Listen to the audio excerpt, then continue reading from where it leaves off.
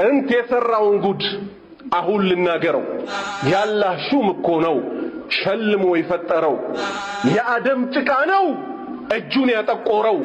ነበር ያሳመረ ሌሎች ሲያቦኩ አቡል ጀበል። ቢስሚላህ ወሰላቱ ወሰላሙ አላ ረሱሊላህ። አልሐምዱሊላህ መሸነፋችሁን እንዲህ በግልጽ በአደባባይ ያሳያችሁን፣ ይዛችሁት የመጣችሁትን ለዘመናት ህዝብ ስትሸውዱበት የነበረውን ክህደት ጌታ ይረድቶኝ የቃጥባሪዎችን መንዙማ የአብሬቶችን የመሳሰለውን አገራችን ላይ መንዙማ እየተባለ ሙስሊሙን ኡማ ንጹሑን ህዝብ ነቢዩ ለፍተው አልቅሰውለት ሲራጥን በሰላም እንዲሻገርላቸው እሳት እንዳይገባ ጀነት እንዲገባላቸው የለፉበትን ማህበረሰብ በመንዙማችሁ ወደ ክህደት ስትጠሩት ነበር። ጌታ አላህ ረዳን፣ አጋለጥናችሁ። ካጋለጥናችሁ ውስጥ ደጋግሜ ካወጣሁት ውስጥ ይሄ እናንተ አሁን ሙድ እንይዝበታለን የምትሉት የክህደት መንዙማችሁ ነው። የቃጥባሪ ተከታይ የነበረው ኡስሩፊያን የሚባለው ግለሰብ ምን ያደረገበት ነው? አቡል ጀበል ለተባለው ግለሰብ ከአደም በፊት ነበር ብሎ ምን ያደረገው? ክህደትን ያሰራጨበት ነው። ይሄ የሰይጣን አካሄድ ነው። ይሄ ሰይጣን እየጋለባችሁ ነው። ይሄ ክህደት ነው። እንዴት ነው ክህደት የሆነው? ኮሜንቱ ላይ ኮሜንት የተሰጣችሁን ካያችሁት እኔ ስለ እስልምና ብዙ ዕውቀት የለኝም ወንድማችን፣ አንተ እንዲያውም ብዙ ታውቃለህ፣ ምክንያቱም ይሄን ለመጠየቅ እንኳን አስችሎ ብቅ ብለሃል። ምክንያቱም በቁርአንና በሐዲስ የምታውቃትን ትልቅ መሰረታዊ የሚባሉ ብዙ አላቅም ብለህ ብትገምትም ትልቅ ዕውቀት ታውቃለህ። ለምን አቡል ጀበል ከአደም በፊት ነበር እያላችሁ ነውን ብለህ ከባድ ጥያቄ አንስተሃል። ምክንያቱም በቁርአን ላይ ትልቅ እውነታ አለ። አንደኛ የሰው ልጆች ሁሉ አባት አደም እንደሆነ፣ ከአደም በፊት ደግሞ ማንም እንዳልነበረ ቁርአንም ሐዲስም ይህንን ያጸደቁት። እነዚህ ሰዎች ግን የነቢዩ ወዳጆች ነን ብለው ለዘመናት ሙስሊሙን ኡማ ከአባቶቻቸው ይኸው እስከነሱ ድረስ ሲያጠሙ የነበሩ ከአባቶቻቸው ስል ቀጥታ የወለዷቸውን አባቶች አይደለም፣ የአባቶቻችን መንገድ እንከተለዋለን የሚሉት ይህን የክህደት መንገድ ሲጓዙበት የኖሩት ሰዎች ምን ይላሉ? በፊት የሰራውን ጉድ አሁን ልናገረው። ያላህ ሹም እኮ ነው ሸልሞ የፈጠረው። የአደም ጭቃ ነው እጁን ያጠቆረው። ነበር ያሳመረ ሌሎቹ ሲያቦኩ፣ ሌሎቹ ጭቃውን ሲያቦኩ አባታችን አደም የተፈጠረበትን ጭቃ ሲያቦኩ አደምን እኮ ቅርጽ የሰጠው እንደገና የአደም ጭቃ እጁ ላይ ተፈናጥሮበት እኮ ነው ማን? አቡል ጀበል የተባለው ግለሰብ እጁ የጠቆረው ይላሉ። ይሄ እንግዲህ ክህደት ነው። ከአደም በፊት ማንም ግለሰብ አልነበረም። የመጀመሪያው ግለሰብ ሰው ሆኖ የተፈጠረው አደም ነው። ሐታ ሐዋ ቦታው ላይ አልነበረችም። ከዛ በኋላ አደም ከተፈጠረ በኋላ ነው ከሱ እላይ ካለው ከግራ ጎን አጥንቱ ከጎድኑ ምን የሆነችው ወጣ ሁለተኛው ሰው የሆነችው አባትና እናት ያገኘ ነው። አልጨረስኩም፣ መለስበታለሁ ይሄን ነጥብ። ቀጠሉና ምን አሉ? በክህደት መንዙማቸው ላይ ያም አይነት እኮ ነው የሚታየው በእግሩ አቡል ጀበል የተባለው ግለሰብ ልክ እንደ እጁ እግሩ ላይ እኮ የጠቆረበት ያም አይነት እኮ ነው የሚታየው በእግሩ። ዋና ረጋጭ ነበር ደባልቆ አፈሩን። አባታችን አደም የተፈጠረበትን ጭቃ በእግሩ ሲያቦካው የነበረው እኮ በዚህ ዘመን የነበረው አቡል ጀበል የተባለው ግለሰብ ነው አሉ። ይሄ እንግዲህ ክህደት ነው። ይሄ ክህደት ነው፣ ከእስልምና ያስወጣል። አገራችን ላይ ክርስቲያን የምንላቸው ሰዎች ራሱ ማለት ነው አደም ሲፈጠር ኢየሱስ ቦታው ላይ ነበረ፣ ማርያም ቦታው ላይ ነበረች አይሉ አላሉምም። ክርስቲያን እያልን የምንጠራቸው ማለት ነው። ስለዚህ እነዚህ ክህደት ላይ የወደቁ ግለሰቦች ብለው ደግሞ በእነሱ ቤት አራዳንን ብለው እንዲህ አይነት ቪዲዮዎችን እያቀናበሩ መስራት ጀመሩ። ከዚህ ምን ትይዛላችሁ?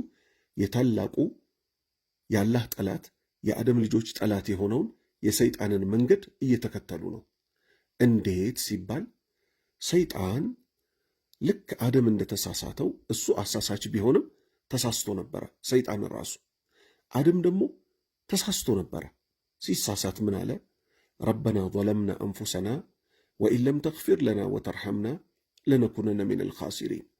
ጌታችን ሆይ እኔና ሚስቴ እኮ ነብሳችንን በደልን፣ አንተ ባትምረን፣ አንተ ባታዝንልን ከከሳሪዎች እንሆናለን አሉ።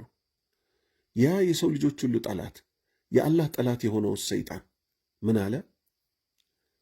ቃለ ፈአንዚርኒ ኢላ የውሚ ዩብዓሱን። የሰው ልጆች ምጽአት ቀናቸው እስኪቆም ድረስ እስከ ቅያማ ቀን ድረስ አቆየኝ አለ። ምን ሊያደርግ? ለኡግዊየነሁም አጠማቸዋለሁ አለ። እኛን ለማጥመም ነው የቆመው።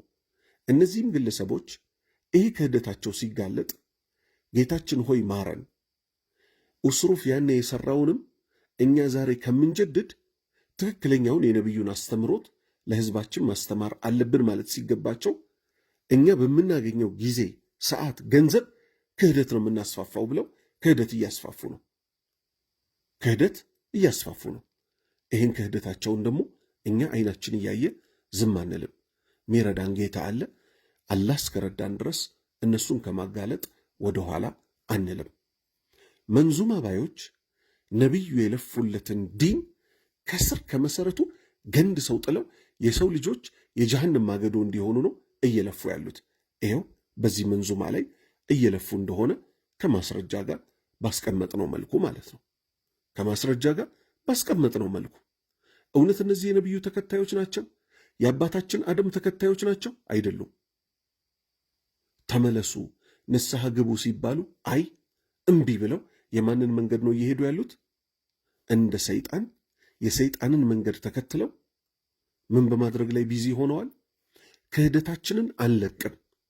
የጣት ምልክት ሲሰጥ አይታችሁታል።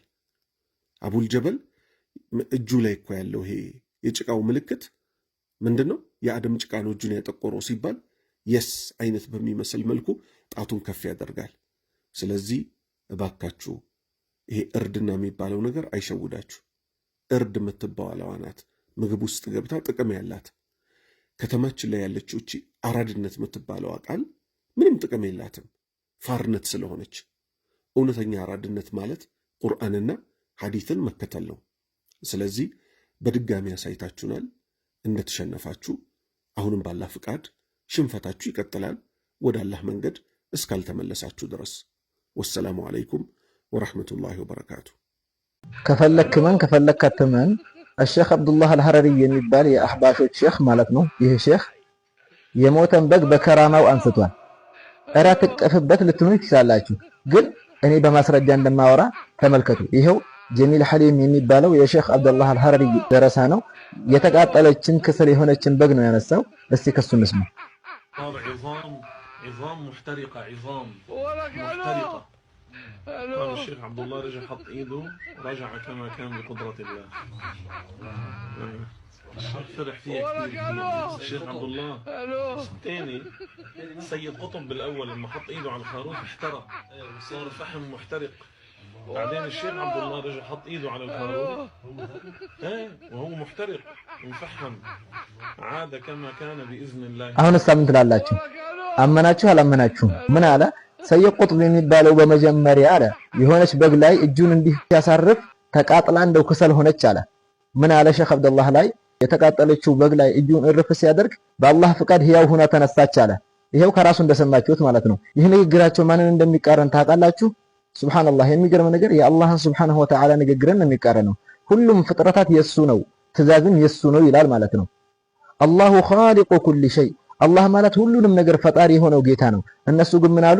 ሩህን መልሶባታል። የሆነችን በግ በከራማው ከሞተች በኋላ ክሰል ከሆነች በኋላ በከራማው እጁን ሲያሳርፍባት ተነሳች አሉ።